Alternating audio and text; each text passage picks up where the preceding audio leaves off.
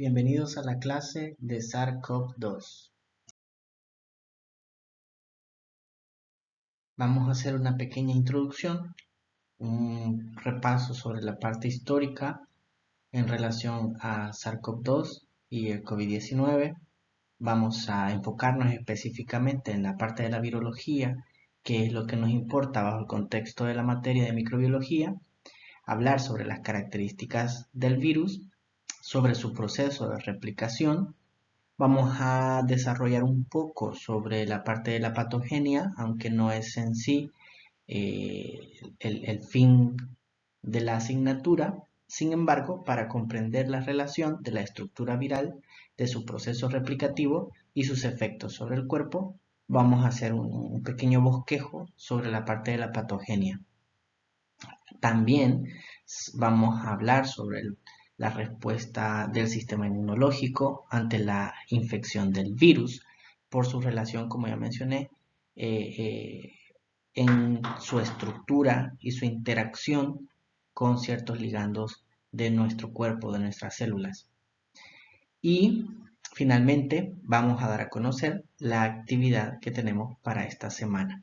Se les deja también unos recursos complementarios que espero que ustedes revisen, y cualquier duda o consulta también estaremos para resolverla por los medios que ya conocemos. El tema de coronavirus ha tomado obviamente gran relevancia en los últimos años por la situación de pandemia que hemos tenido que experimentar. Ciertamente, lo que la mayor parte de la población no conoce es realmente al agente etiológico, al agente causal de la enfermedad que conocemos como COVID-19.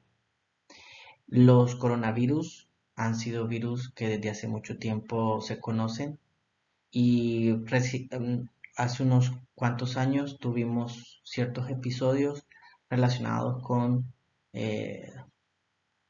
otros dos coronavirus, el SARS-CoV. El SARS-CoV que pues si lo numeramos sería el 1, pero el 1 no se numera, sino que se numera a partir del 2. Entonces el original era el SARS-CoV. Hoy tenemos al SARS-CoV-2, que es el agente causal del COVID-19. También estaba y hubo en su momento posibilidades de una epidemia con MERS, pero no se desarrolló. Entonces, ciertamente no es nuevo hablar sobre los coronavirus, pero obviamente en relación a la situación de la pandemia, pues hoy más que nunca se vuelve más importante hablar sobre los coronavirus. Pero específicamente nosotros vamos a hablar sobre el SARS-CoV-2, no sobre todos los coronavirus, porque son varios. Entonces, yo creo que hay que dejar ya de una sola vez claro y establecido de que la enfermedad es COVID-19, pero el agente etiológico o agente causal es el SARS-CoV-2, que poco a poco lo vamos a ir viendo. Se refiere a un síndrome respiratorio agudo, un virus que causa un síndrome respiratorio agudo o virus relacionado a síndrome respiratorio agudo, que es un coronavirus, ese es el CoV-2, pues que significa que es el segundo, ¿ya? Entonces, ha sufrido cambios en cuanto a cómo llamarlo, conforme se fue descubriendo y conforme se fueron los expertos poniendo de acuerdo en cuanto a cómo llamarlo. Pues finalmente le quedó SARS-CoV-2. También pasó la situación histórica sobre el brote iniciado en Wuhan, China. Eh, de ahí incluso ustedes pudieron ver en las noticias que hubo cierto presidente que hasta lo llamaba el virus chino, ya con un contexto, eh, con una situación más política y polémica en cuanto a China como país y su gobierno, etcétera. Pero eso solo es como una especie de información general acerca de lo que rodeó al SARS-CoV-2. ¿Ok? Ahora, ¿qué más? Bueno, SARS-CoV-2 generó un salto transespecie, según se entiende, porque inicialmente este virus no es un virus humano, sino que es un virus animal. Se encontraba originalmente en murciélagos. Entonces, significa, el salto transespecie, significa que el virus logra generar mutación tan grande que le permite entonces adaptarse a las células de un humano. En ese sentido, a esta clase de enfermedades se le llama enfermedades zoonóticas. A las enfermedades que pasan de los animales a los humanos se le llaman enfermedades zoonóticas. Al proceso por el cual un virus pasa de una especie, como por ejemplo de murciélagos, a seres humanos, entonces a eso se le llama salto transespecie. Bueno, pues en este sentido, SARS-CoV-2 hizo salto transespecie porque no se había identificado en humanos, solo en animales. Eh, y es entonces una enfermedad zoonótica porque pasa la enfermedad de los animales hacia los humanos. Para ya entrar en materia, a lo que corresponde dentro de la asignatura de microbiología, hablemos sobre la virología. Bueno, pues en este caso, SARS-CoV-2 es un clado, es decir, es una rama, es una variante. Si lo queremos ya que el término variante se ha utilizado mucho, es una especie de modificación dentro de todo un linaje genético, ¿ya? Es una rama de la familia de los coronaviridae. Siempre que termine en DAE nos referimos a la familia. Ok, bueno, dentro de la familia hay varios grupos, ok. Entonces, dentro de estos grupos, el SARS-CoV-2 pertenece a los beta coronavirus.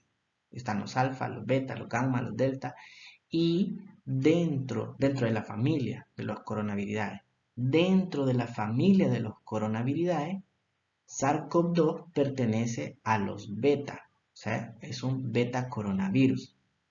Ahora, dentro de los beta coronavirus existen, eh, existen varios a su vez subgéneros, ¿ya? Entonces, dentro de los subgéneros, específicamente de los betacoronavirus, está el subgénero Sarbecovirus. Dentro de Sarbecovirus, que a su vez dentro de este subgénero hay bastantes virus también, dentro del subgénero Sarbecovirus es que están los virus SARS, ¿ok? Y ya expliqué que hay dos, ¿ok? Entonces, la especie del SARS-CoV-2 como tal es el SARS, ¿ok? Lo vamos a ver en la siguiente imagen de una forma un poquito quizás más detallada. Les muestro una página de una biblioteca donde se encuentra pues la información de distintos microorganismos. Entonces, en la parte de aquí inferior, que se las he marcado con este rectángulo rojo, ustedes pueden ver básicamente todo el linaje de los virus SARS. Termina en el SARS-CoV-2, porque el que se ha buscado dentro de la biblioteca, para en este caso, precisamente es el SARS-CoV-2. Entonces, aquí ustedes pueden ver la serie de otros nombres que se le ha dado al virus como tal. Sin embargo, lo que me interesa que vean es la parte del rectángulo, que vean cómo viene desde la clasificación taxonómica de virus y así poco a poco va la taxonomía bajando hasta llegar a la parte de el síndrome respiratorio agudo, SARS, que es la especie, ¿ok? Es la especie. Entonces, el virus es un virus SARS. específicamente es el 2, es el SARS-CoV-2. Y como ya lo habíamos hablado, bueno, pues pertenece a la familia Sarbecovirus, pertenece a los beta coronavirus y así sucesivamente va subiendo la taxonomía hasta la clasificación de virus como tal. ¿Ok?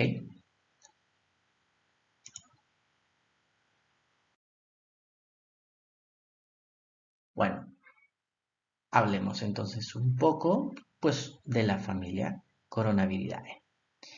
El SARS-CoV-2 pertenece a la familia Coronaviridae, que comprende cuatro familias, como ya habíamos mencionado, subfamilias, perdón, como ya habíamos mencionado, la alfa, la beta, la gamma y la delta, y que específicamente SARS-CoV-2, el agente causal del COVID-19, pertenece a la subfamilia de los beta coronavirus, a la beta. Estos afectan a las aves y a los mamíferos. Ya veníamos hablando. Se consideraba típicamente que los coronavirus, específicamente los beta, estaban únicamente en los animales. Por eso se considera el salto transespecie y se considera la enfermedad zoonótica, o sea, en el sentido, o se considera una zoonosis, en el sentido de haber pasado una enfermedad de animales hacia los humanos.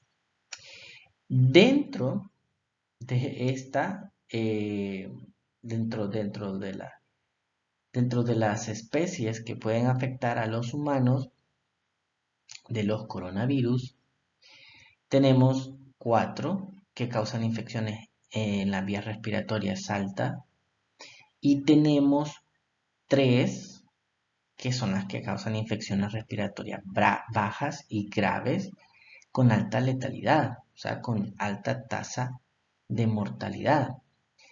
Dentro de estos tres que causan estas infecciones en las vías respiratorias bajas, tenemos al SARS-CoV, ¿ya? El, es el uno, pero no se dice uno porque el número uno no se enumera, sino que hasta que aparece otro, entonces ya sería el 2, el 3 y así sucesivamente, pero el primero es el original, entre comillas. Ese no lleva el número uno. Entonces el SARS-CoV-2 y el MERS. Esos son los tres coronavirus que sí están asociados a infecciones en los humanos graves. Y de ahí tenemos otros cuatro que también están asociados a infecciones en humanos, pero menos letales.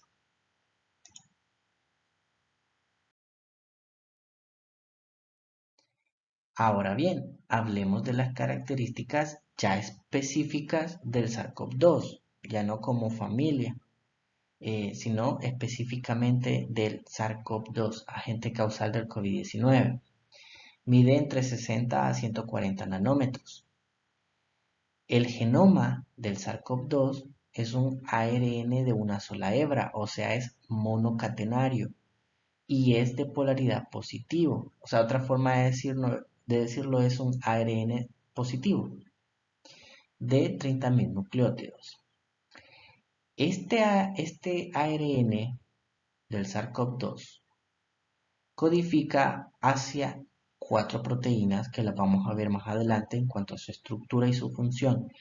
Cuatro proteínas que son las S, la E, la M y la N, SEM, y ocho proteínas funcionales no estructurales.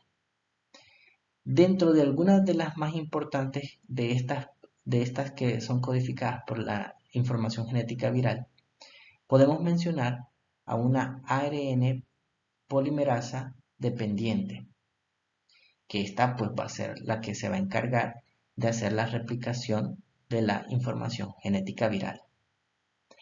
Vamos a tener dos proteasas que son la 3CL-Pro y la PL-Pro, que se van a encargar como enzimas. Recuérdense que el sufijo asa significa enzima, significa cortar. Dos proteasas que se van a encargar de escindir, cortar, pues escindir significa cortar, ¿ya? Cortar una poliproteína, o sea, una proteína grande que gracias a estas enzimas al cortarla se convierten en otras proteínas más pequeñas y activas. Entonces, el SARS-CoV-2 va a poseer dos proteasas, la 3CL-Pro y la PL-Pro. Va a poseer una helicasa, pues que le va a permitir hacer el proceso de replicación de su información genética.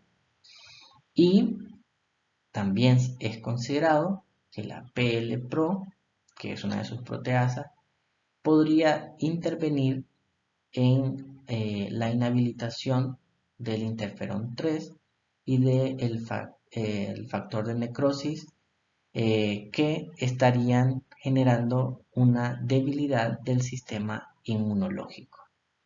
Entonces, estos serían los cuatro elementos principales del virus, si lo queremos ver así, en términos bastante generales, pero obviamente eh, cada elemento siempre tiene su importancia y su función.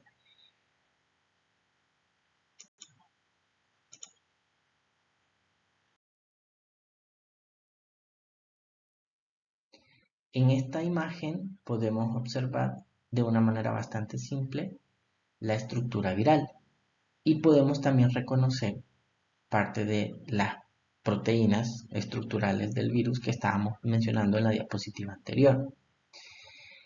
Si bien es cierto, comienza después de la liberación del ARN viral y que se haga la síntesis proteica, se va a sintetizar una proteína grande que se va a romper o se va a escindir en presiones más pequeñas y activas. Vamos a tener la proteína de superficie, también llamada proteína spike, que significa espina, está en inglés. La proteína envelope, que pues viene de envoltura, es la envoltura que recubre el virus, que delimita el virus también. Una proteína N, que viene después del núcleo, es decir, la proteína que está asociada a la información genética viral. Tenemos una proteína HE, que es una proteína eh, de hemaglutinina, es decir, que se encuentra en la membrana del virus. Esta hemaglutinina ya la hemos hablado en el virus de la influenza, ya sabemos que participa en el proceso de penetración del virus a la célula huésped. Y tenemos una proteína M que forma parte de la membrana o la cubierta del virus.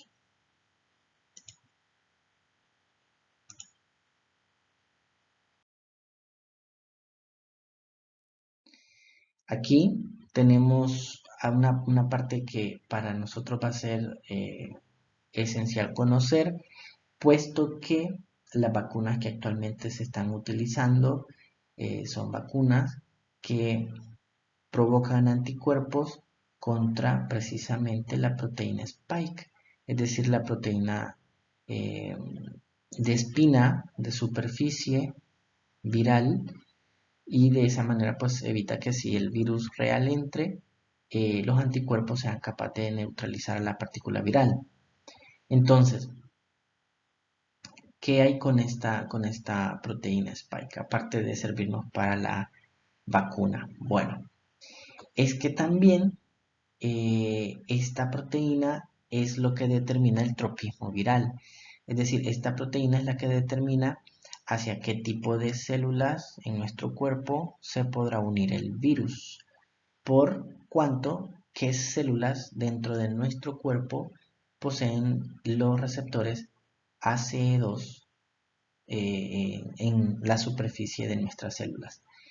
Estas células que expresen el receptor ACE2 son las células que entonces van a poder permitir el anclaje de la proteína spike del SARS-CoV-2 y por ende entonces permitir la penetración de la partícula viral. Bueno, por otro lado también entender que gracias a la presencia de la envoltura del virus, este tiene la capacidad de sobrevivir en el ambiente desde 30 minutos hasta 4 horas, dependiendo de que las condiciones sean más o menos favorables para el virus.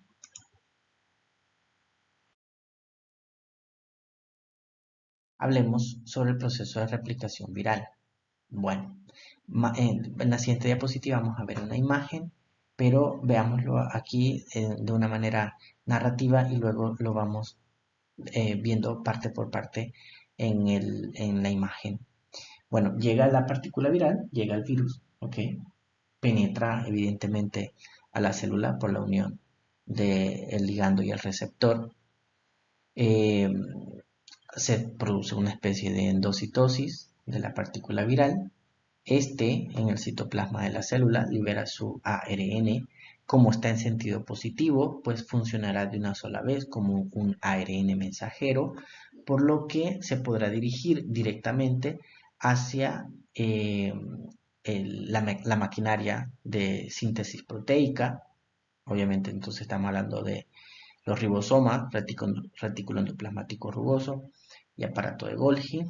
Entonces, se genera una poliproteína, es decir, a partir del ARN en sentido positivo, funcionando como ARN mensajero, la maquinaria celular fabrica una proteína muy grande. Es aquí donde entran en juego las dos proteasas, la 3CL-Pro y la PL-Pro, que ya las habíamos mencionado, están dentro de la partícula viral.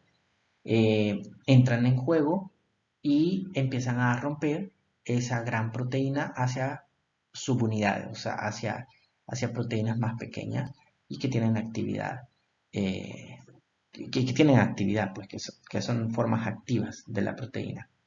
Entonces, eso da lugar entonces a que ya se encuentren los elementos estructurales del virión. Ya para este momento también el ARN del virus se empieza a sintetizar más a partir de su polimerasa dependiente de ARN y entonces se empieza a dar el proceso de ensamblaje de las nuevas partículas virales, pues. Es así entonces que se empiezan a combinar las proteínas estructurales y gracias al aparato de Golgi son envueltas son envueltas en una membrana para poder ser exocitadas de la célula y poder ser liberadas y de esa manera el virión puede entonces buscar otra nueva célula huésped a la cual infectar.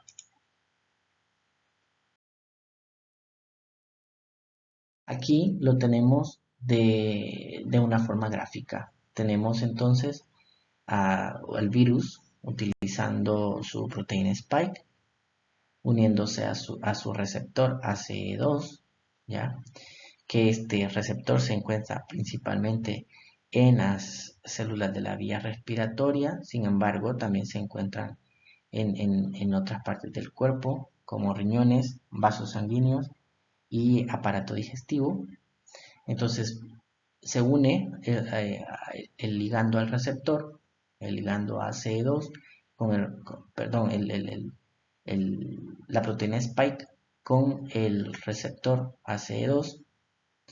Se da entonces la penetración del virus, se libera el ARN en sentido positivo, la polimerasa se encargará de empezar a sintetizar nuevas líneas del ARN monocatenario en sentido positivo del SARS-CoV-2 y estas nuevas secuencias de ARN se utilizan entonces para enviarlos a los ribosomas y que se encarguen los ribosomas de empezar a crear las proteínas virales. Se empiezan entonces a producir, después que se produce la poliproteína y se rompe, se empiezan a producir las proteínas N, la M, la E, la S y bueno, en el caso de estas últimas pasan hacia el transporte vesicular, ¿ya? Y de la N lo que debe de hacer es, porque es la proteína asociada al, al, al ARN viral, pues se debe de ir y unir a su cadena de ARN. Entonces, la M, la E y la S, que son estructurales, pasan hacia el aparato de Golgi para terminar su proceso de preparación para hacer proteínas de liberación. Entonces, una vez se forma la vesícula, se une al ARN viral que ya se unió a la proteína N para conformar a la partícula viral madura. Una vez ya la partícula viral ha madurado, entonces por exocitosis es liberada de la célula huésped.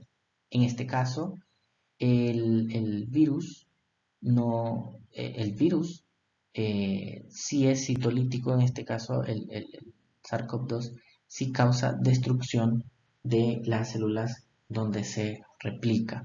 Pero más adelante vamos a hablar sobre esos procesos.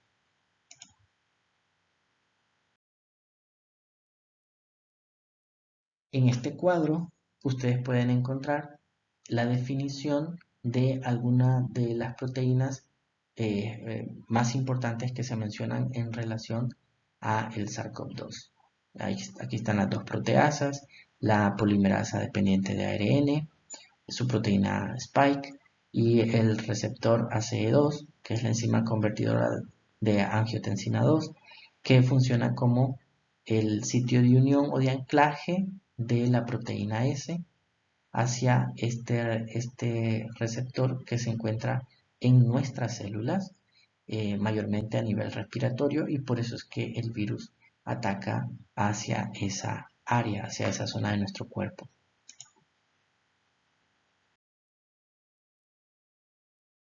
Vamos a hablar un poquito sobre la patogenia del SARS-CoV-2.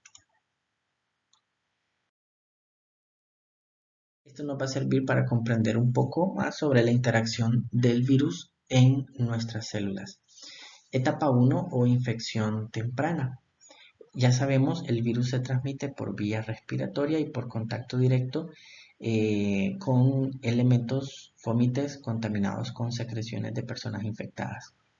Bueno, entonces las partículas virales son liberadas al ambiente y estas, al penetrar hacia nuestra vía respiratoria, utilizando su proteína S, la proteína Spike, buscan al receptor ACE2, ¿ya? Que es la unidad, es la enzima convertidora de angiotensina 2, que se encuentra predominantemente en el aparato respiratorio, buscan para unirse a él, fusionarse y de esa manera generar un cambio conformacional de las proteínas de la superficie de la membrana de la célula huésped para poder penetrar.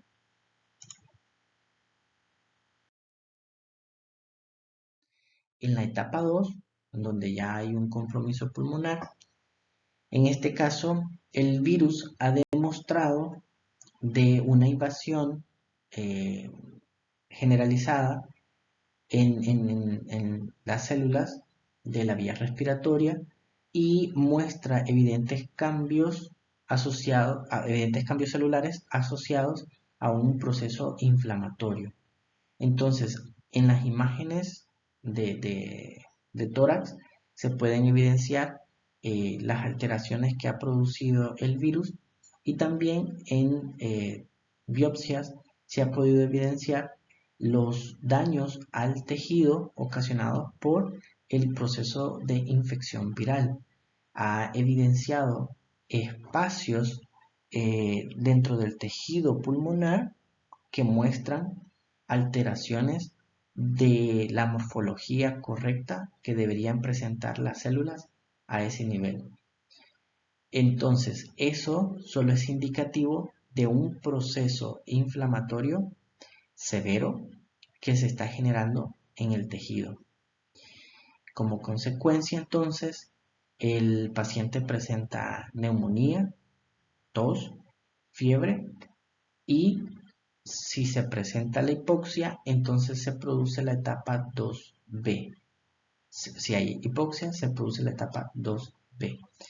En este momento, el paciente que llega a la etapa 2 requiere hospitalización porque el funcionamiento del tejido pulmonar se encuentra comprometido. Las alteraciones que está produciendo el virus sobre las células es demasiado grave.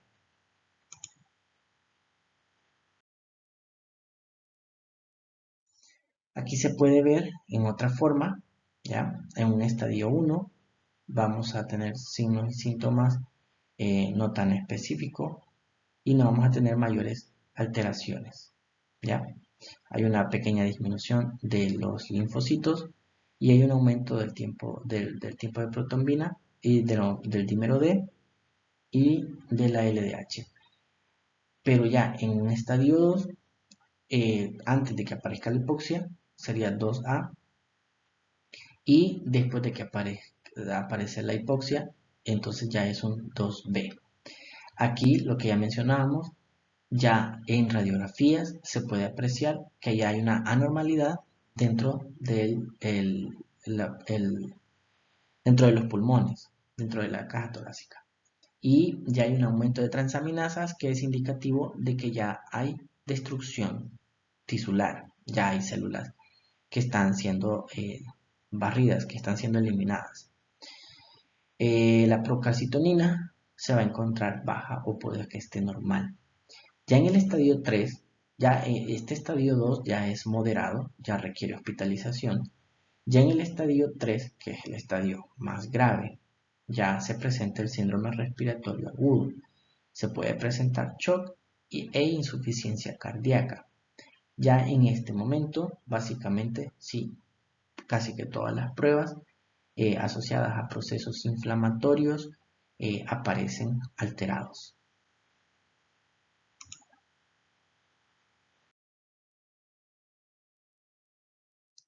Esto es lo que estábamos hablando sobre la etapa 3. Esta etapa 3, a su vez, la podemos dividir en dos fases. Como pueden ver, coloqué una imagen que hace alusión a que ya en este estadio 3 se necesita asistencia respiratoria.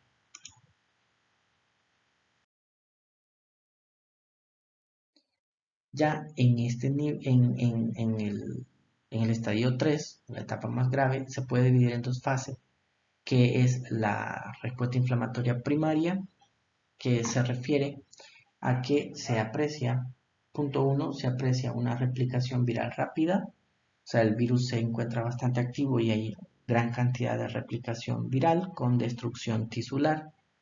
Y esto ocurre porque aparentemente las células han iniciado procesos de muerte celular programada, eso es apoptosis, tanto en células epiteliales como en células endoteliales, es decir, se ve comprometido eh, no solo el tejido, sino que también se ve comprometido los vasos sanguíneos asociados. Se desencadena una gran cantidad de citoquinas y quimioquinas proinflamatorias. Este son un conjunto de proteínas que están asociados como en un proceso de cascada, a determinar el proceso inflamatorio, para que se desencadene el proceso inflamatorio. Entonces ya a este nivel ya se observa lo que después se menciona y que muy famoso se hizo, la tormenta de citoquinas. Porque evidentemente al hacer las pruebas se evidencia grandes cantidades de estas sustancias quimiotácticas que utiliza nuestro cuerpo para poder generar una respuesta inmunológica que conlleva un proceso inflamatorio y que aquí ya se observa bastante. Entonces se observa la piroptosis, que es una forma altamente inflamatoria de muerte celular programada lítica, y esto ocurre en los procesos de infección por patógenos intracelulares. Y es una forma de respuesta del sistema inmunológico ante esa invasión, es decir, nuestro sistema inmune se da cuenta de que hay un invasor que se está metiendo dentro de las células, así que lo que hace es comenzar a hacer un proceso de destrucción masiva de esas posibles células que estén infectadas. Entonces, obviamente, todo eso conlleva a infiltrados, es decir, a acumulación de células del sistema inmunológico a nivel de la zona, y también se observa una disminución de la cantidad de linfocitos circulantes, es decir, la cantidad de células del sistema inmunológico encargadas de atacar a los virus se encuentra disminuido. Hay un segundo elemento que se menciona también dentro de la respuesta inflamatoria primaria, y es que hay una especie de disminución de la enzima convertidora de angiotensina 2, que parece ser es producido por la presencia de la proteína S del SARS-CoV-2. Es decir, el SARS-CoV-2 utiliza la proteína S unido a la enzima convertidora de angiotensina 2 para poder penetrar, pero en su proceso transforma a la ACE2 y la degenera, la destruye, por lo que la disminución en la cantidad de ACE2 en la superficie de nuestras células, lo que evidencia es un incremento en cuanto a las partículas virales invadiendo a las células, porque pues cada vez que una célula es invadida por una proteína S, pues que está en el virus, genera un cambio conformacional que hace que desaparezca la enzima convertidora de angiotensina 2. Entonces, esto, pues obviamente la enzima tiene diferentes funciones, lleva a el síndrome respiratorio agudo. Con todo esto, con la inflamación y permeabilidad vascular, es decir, hay acumulación de líquidos, lo que lleva a que los pulmones se llenen de este líquido.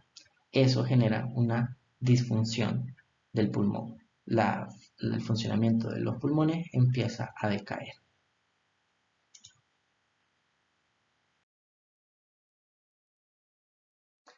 Hay también una respuesta inflamatoria secundaria.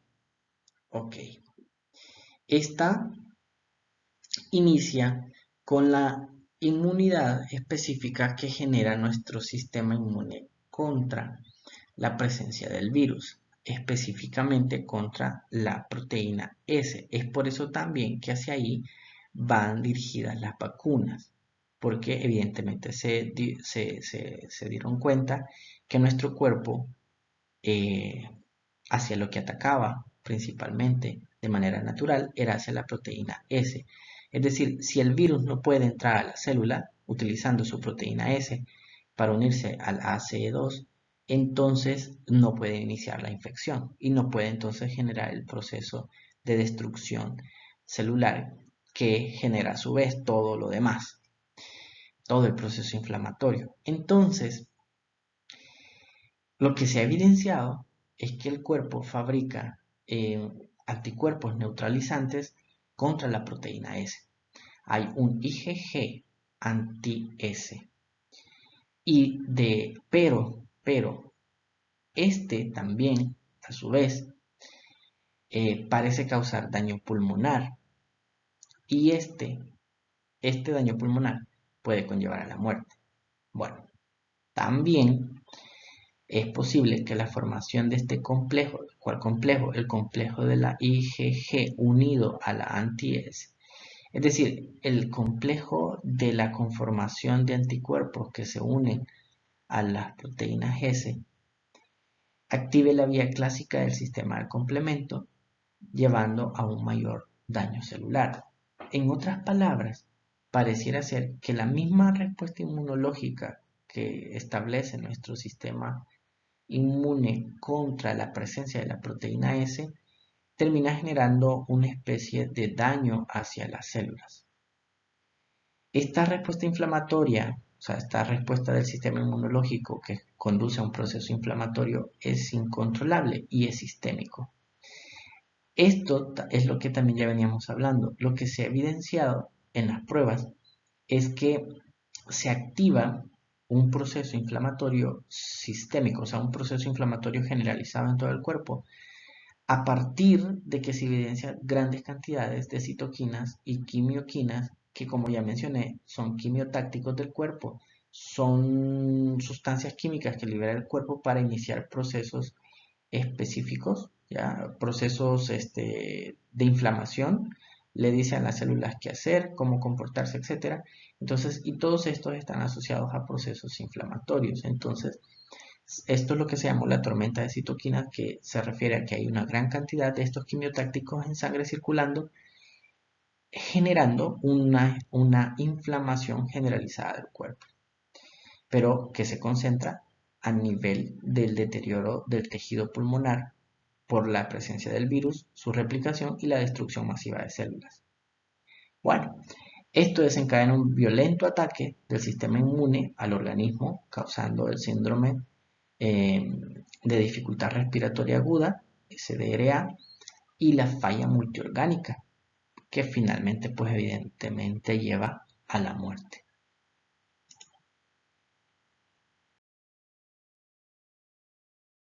Haciendo una relación de SARS-CoV-2 con influenza virus, fíjense que la ARN polimerasa del virus de la influenza se caracteriza por ser muy infiel, porque comete errores en la transcripción que pueden generar mutaciones, mientras que el coronavirus tiene una variabilidad genómica menor, a pesar de que sí genera cambios. Ya hablamos incluso hasta de un salto transespecie que implica una mutación grande. Así, si bien hay muchos hospederos animales de coronavirus, especialmente murciélagos, el salto de especie y la capacidad de transmitirse entre humanos se ha dado en muy contadas ocasiones, a diferencia de los virus de la influenza. Tanto así que pues solo tenemos dos SARS-CoV y SARS-CoV-2, que están frecuentemente atravesando la barrera de especie. En el caso de los influenzavirus, eso sí, ya lo mencioné ahí en la clase. Y, esto es solo hacer una especie de cruce de la información entre cómo se comporta influenza virus y cómo se comporta SARS-CoV-2. Bueno, los influenza virus están frecuentemente atravesando la barrera de especie, aunque rara vez logran establecer una fácil transmisión de segunda y tercera generación entre seres humanos y por eso ahí termina la variante, no avanza a más. Porque pues necesita más mutaciones accesorias, no únicamente la mutación que le permita hacer el salto tras especie.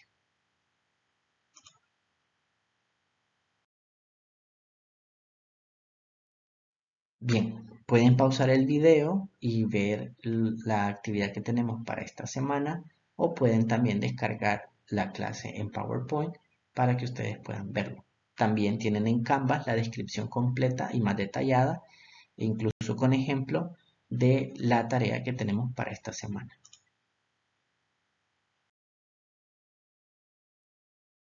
Le dejo a disposición una lectura y dos videos siempre sobre el SARS-CoV-2 y el proceso de infección viral.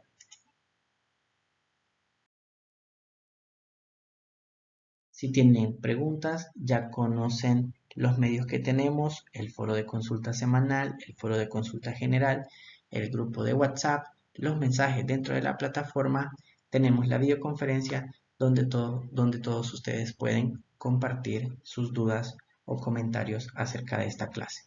Nos vemos hasta la próxima.